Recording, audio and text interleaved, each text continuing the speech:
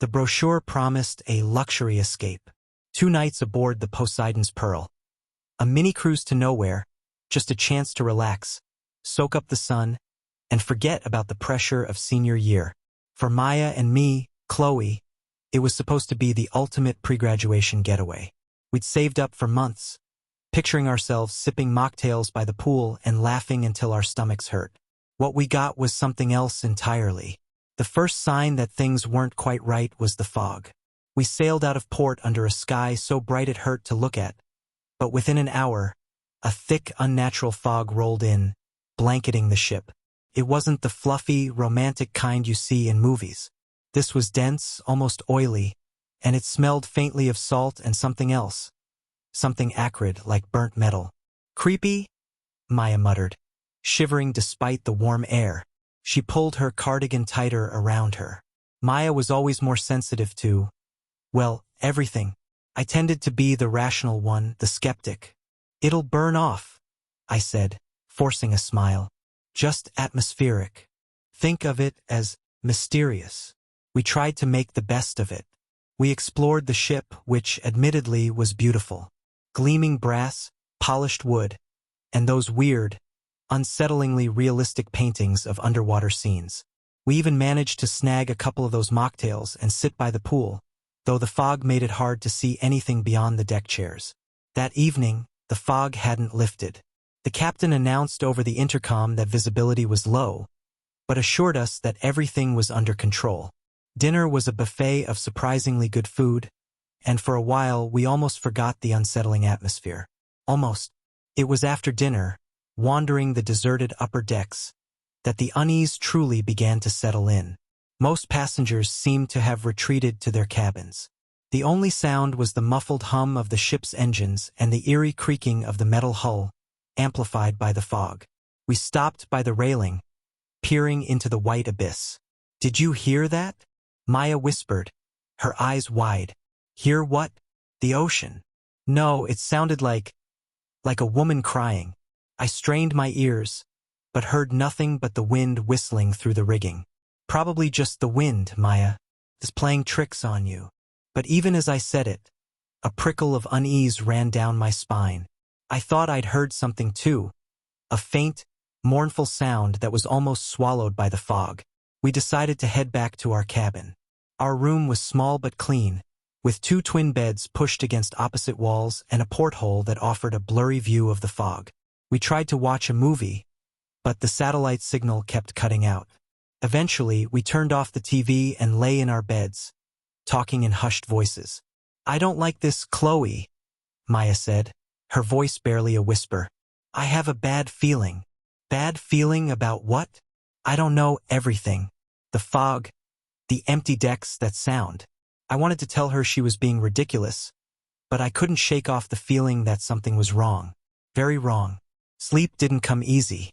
I tossed and turned, listening to the ship groan and creak around us.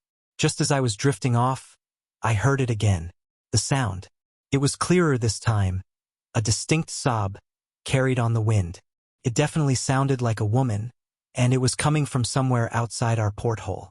I sat bolt upright in bed, my heart pounding. "Maya," I whispered, shaking her awake. "Did you hear that?" She jolted awake, her eyes filled with fear. "The crying?" "Yes." "What is it?" We crept to the porthole and peered out into the fog. It was impossible to see anything. The crying continued, soft and heart-wrenching. It seemed to be getting closer.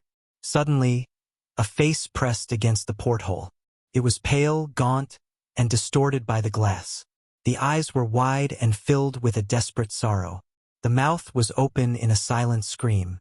Maya screamed, a high-pitched shriek that echoed through the small cabin. I stumbled back, my legs suddenly weak. The face lingered for a moment, then vanished back into the fog. We scrambled back, huddling together in the corner of the room, our hearts pounding in our chests. "What was that?" Maya gasped, tears streaming down her face. "What did we just see?" I don't know," I stammered, my voice trembling. Maybe it was a reflection? A trick of the light." But even as I said it, I knew it was a lie. It was no reflection. It was something real, something horrifying. We didn't sleep the rest of the night. We sat huddled together, listening to every creak and groan of the ship, every sob carried on the wind. We kept the lights on, hoping to ward off whatever was lurking outside. The next morning, the fog was still there. The atmosphere on the ship was even more oppressive than before. The few passengers we saw looked pale and drawn, their eyes filled with a similar fear to ours. We tried to find a crew member, anyone who could explain what was going on, but they were nowhere to be seen. The ship felt deserted, like a ghost ship sailing through a sea of fog. We found a mostly empty dining hall and grabbed some food. Neither of us could eat much. "We need to get off this ship," Maya said, her voice trembling. "I know," I said. "But how? We're in the middle of nowhere." We spent the day exploring the ship, searching for a way to contact the outside world, for any sign of the crew. We found nothing. The ship was eerily silent, except for the occasional groan of the hull and the ever-present sound of the foghorn blaring uselessly into the white void. As darkness fell again, the crying started up. It was louder this time, closer. It seemed to be coming from inside the ship, echoing through the empty corridors. We locked ourselves in our cabin, pushing a chair against the door. We huddled together on one of the beds, listening to the sounds of the ship, each creak and groan amplified by our fear. Suddenly, there was a knock on the door, a soft, hesitant knock. We froze, our hearts pounding in our chests. "Who is it?" I whispered, my voice barely audible. There was no answer, just another knock. "Go away," Maya screamed, her voice high-pitched and hysterical. The knocking stopped. We held our breath, listening. After a long moment, we heard footsteps fading away down the corridor. We stayed huddled together, not daring to move, until the first rays of dawn finally pierced through the fog. The morning brought no relief. The fog was still thick. The ship was still deserted. And the crying, it was worse than ever. It was constant now, a mournful wail that seemed to seep into our bones. We made a desperate decision. We had to find the source of the crying. Maybe, just maybe, if we could figure out what was causing it, we could end this nightmare. Following the sound, we made our way to the lower decks of the ship, the areas that were normally off-limits to passengers. The air down here was thick with the smell of salt and decay. The corridors were dimly lit, the walls covered in grime. The crying led us to a large metal door, marked with a warning sign, "Engine Room, Authorized Personnel Only." Hesitantly, I reached out and pulled the door open. The engine room was vast and cavernous, filled with massive machines and complex pipes. The air was hot and humid, and the noise was deafening. The crying was louder here, almost unbearable. It seemed to be coming from everywhere and nowhere all at once. We walked deeper into the engine room, our eyes scanning the shadows. And then we saw it. In the center of the room, chained to one of the massive engines, was a woman. She was pale and emaciated, her hair matted and tangled. Her eyes were empty and lifeless. She was the one who was crying. As we approached, she looked up at us, her eyes widening with a flicker of recognition. She opened her mouth as if to speak, but all that came out was a strangled sob. Then a figure emerged from the shadows. It was a man, tall and gaunt, with a cruel smile on his face. He wore a tattered uniform, the remnants of a ship's officer. In his hand he held a rusty wrench. "You shouldn't be here," he said, his voice raspy and menacing. "This is my domain." We backed away, fear gripping our hearts. "Who are you?" I asked, my voice trembling. "What are you doing to her?" The man chuckled, a dry, chilling sound.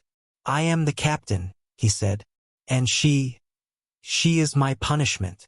He raised the wrench, and we knew we were in terrible danger. We turned and ran, fleeing through the maze of machinery, the captain's laughter echoing behind us.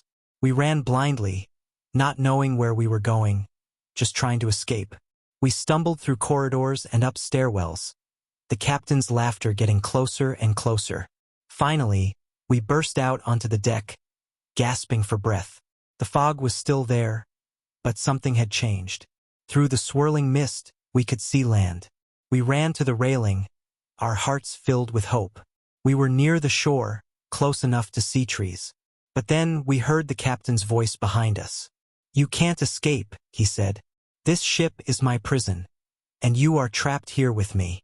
We turned to face him, our eyes filled with terror. He raised the wrench, ready to strike.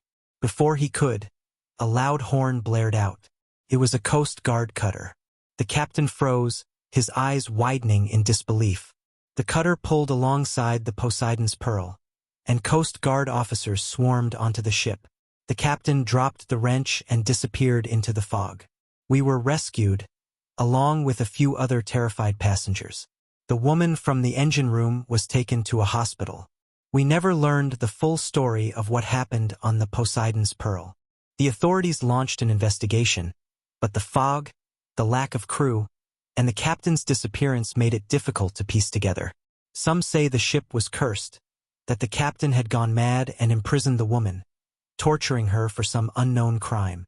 Others say it was all a hallucination, a shared nightmare brought on by the fog and the isolation. Whatever the truth, the experience changed us forever. We saw something on that ship, something dark and terrifying, something that we will never forget. We made it to graduation and went on to different colleges, but we always stayed in touch. We both suffered from nightmares and anxiety, but we had each other. To this day, neither of us will ever set foot on a cruise ship again. The ocean, once a symbol of freedom and escape, now represents something else. The vast, unknowable darkness that lurks beneath the surface, waiting to swallow you whole. The cries, though fading, still echo in our dreams. The 2 nights adrift were a stark reminder that sometimes the most luxurious escapes can lead to the most terrifying realities, and that some horrors linger long after the fog has lifted.